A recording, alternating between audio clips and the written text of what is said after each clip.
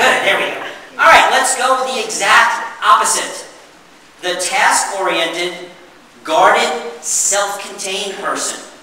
Describe them like you did the other person. How do they, if you're observing this person at work, you're just standing there watching, and they're acting like this, how do they behave? Quiet. Quiet. Head's down. The head is down, they're busy working, they don't even look up. In fact, if you walk into this person's office and they're working, what do? They just keep going. Yeah, what is it?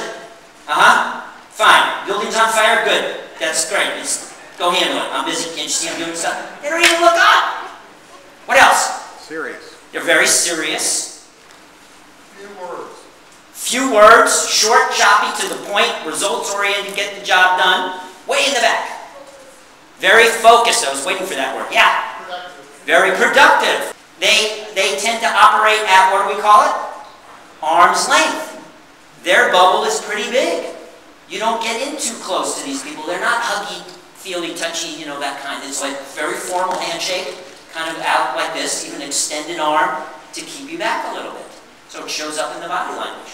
All right, let's look at Tony's description. Guarded, keeps feelings private, makes decisions based on evidence. You ask this person, how do you like the car? And what are they going to do? Bombard you with a bunch of questions. How much does it cost? What's the down payment? What are the terms of the loan? What's the braking distance at 65 miles an hour on asphalt when it's 81 degrees Fahrenheit outside and I'm slightly distracted by my kids in the back seat? They want information, they want facts, they want it to be very objective. You give them the information, then they can make up their mind. They come from where? Cerebral. Very cerebral. They come from their head. The top person, the open person, comes from their heart. Feelings and heart versus the head. Analytical. Very analytical. Let's see what else. Focuses the conversation on issues and tasks. They stay on the subject. They're more formal and proper, and they go with the agenda. Have you ever been in a meeting where one of these people goes, "Excuse me, we are off the subject right now. We need to get back on track"? Yes? How many of you have ever been in a meeting where somebody does that? It's useful, unless they overdo it, and it's like every 3 seconds. But it can be very helpful at the same time. They keep people very focused. Whereas you're talking to an open person, and they're so excited, and they're sharing stuff, and they're telling you, you walk out of there and you go, "Wow, what a great conversation." What were we talking about? I don't even remember what the subject was, but I had a lot of fun. Okay, back to the task-oriented, guarded, self-contained person. Goes with the agenda. Fact and task-oriented. Takes more time to get to know them. They're a little, again, remember, arm's length, a little more standoffish. Takes more time to get to know these people down at the bottom here. Disciplined about how their time is used by others. Prefers to work independently. Task-oriented, guarded, self-contained people are loners. They like to be on projects where they just can work by themselves. Set their own pace, get it done when they want to get it done, the way they want to get it done. So they're not as interactive as far as team players. They avoid and minimize physical contact. They tell or enjoy listening to goal-related stories. They will get a novel, a mystery novel. They'll go to the last page. Oh, it was the butler. I knew it all along. Thank you very much. Don't need to read the book. Just bottom line. Cut to the chase. Get the task done. They have a limited range of facial expressions during speaking and listening. By the way, when they're playing cards, what kind of face do we call that? Poker face. Poker face. You can't read them. A little more self-contained, kind of keeping it close to the vest there. They show less enthusiasm than the average person. They have a formal handshake, less likely to give nonverbal feedback if given at all, and responsive to realities, actual experiences, and facts. Now we're going to go with the pacing scale. This has to do with how fast this person comes out at the world. It's more about their pace. Are they direct, fast, straightforward, more aggressive, more assertive? Or are they more measured, more deliberate, indirect, and have a slower pace and much more cautious? So describe to me the person on the right.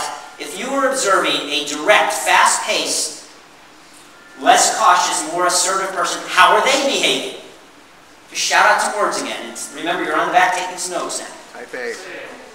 Okay. Energetic, I heard. What else? Type A. Type A. This side's winning. Let's hear some more for it. Quick decision maker.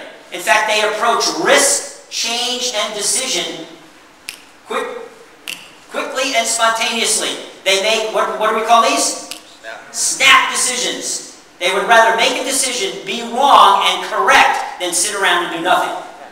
Tell me some more about a direct person. Blunt. Blunt.